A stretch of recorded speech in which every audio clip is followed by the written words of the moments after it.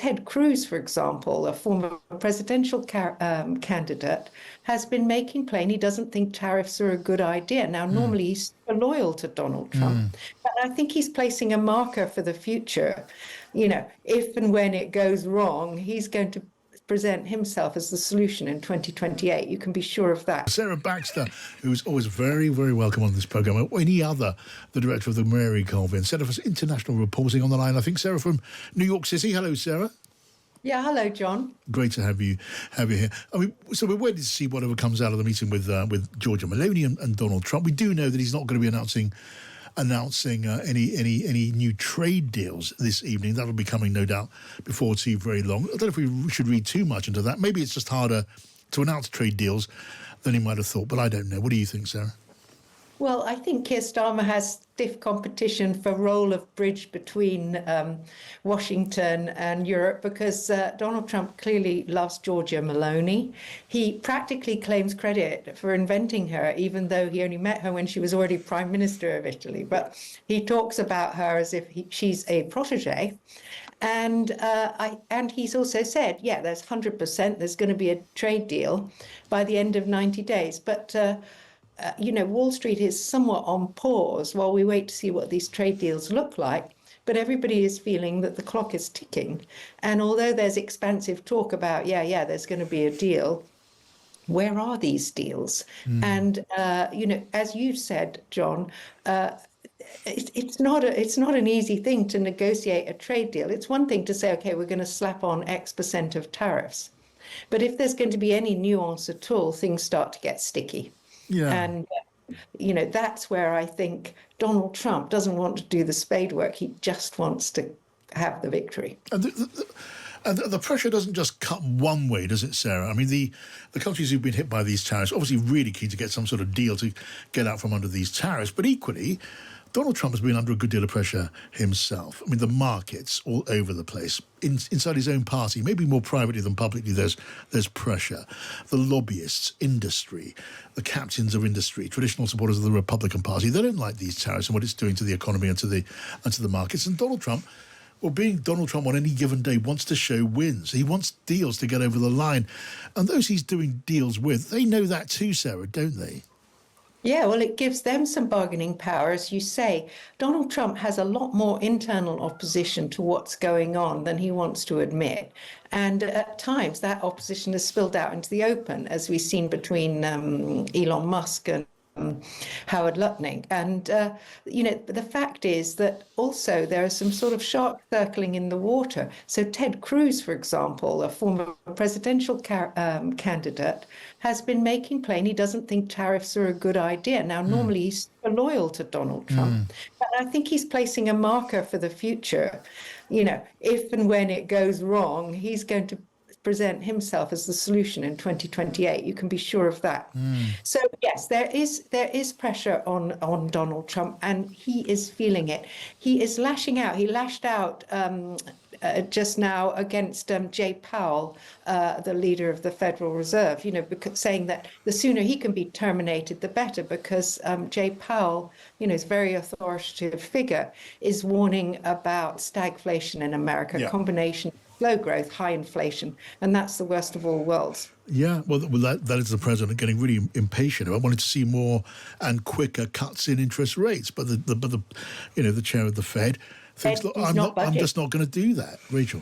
But also, he just wants to blame other people, doesn't he, for his own messes? But Sarah, I'm so fascinated. Do you think the markets and the people are the sort of critics, internal critics in the Republican Party, will actually trust any trade deals that Trump does strike? Because it seems to me he's so unpredictable.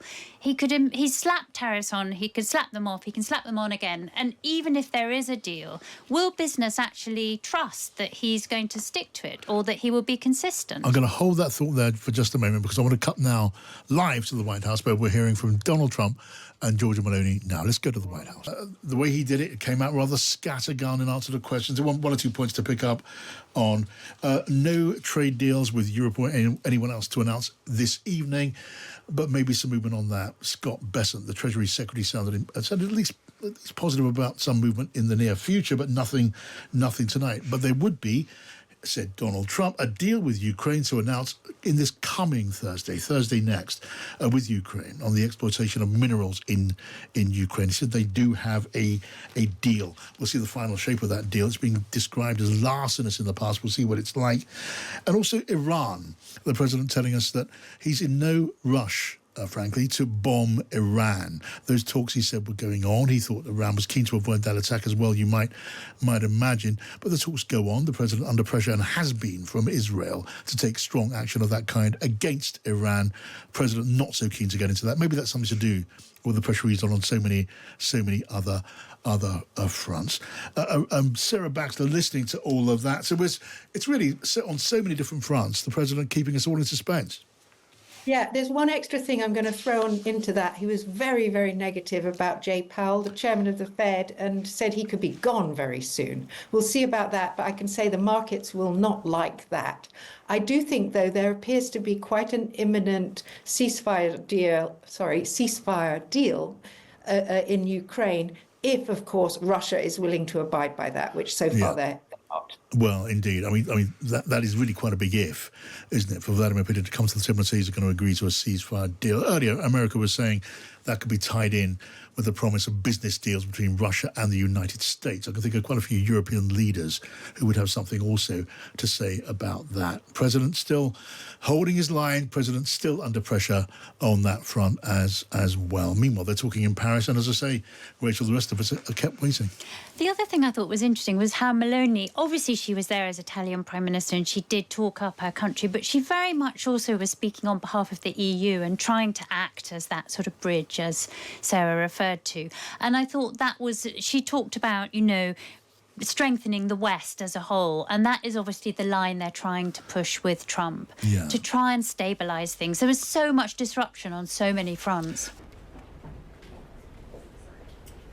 Thank you very much, and we're going to be seeing you in a few minutes, right after lunch. We've had numerous talks, very, very at the highest level, frankly, with other countries. Yeah, we're doing very well, and we're moving along on trade very well. The United States was ripped off and taken advantage of by every country in the world, practically. I mean, I have to say practically, but just about everyone.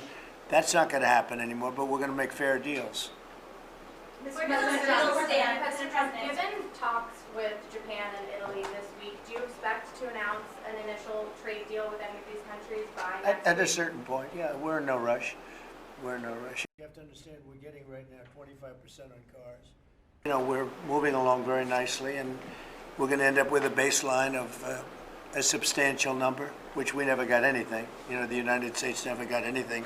You said that you have a good relationship with President Xi. Why not pick up the phone and call him and make a deal? Oh, we're going to make a deal. We'll have a deal. I think I think we're going to make a very good deal with China.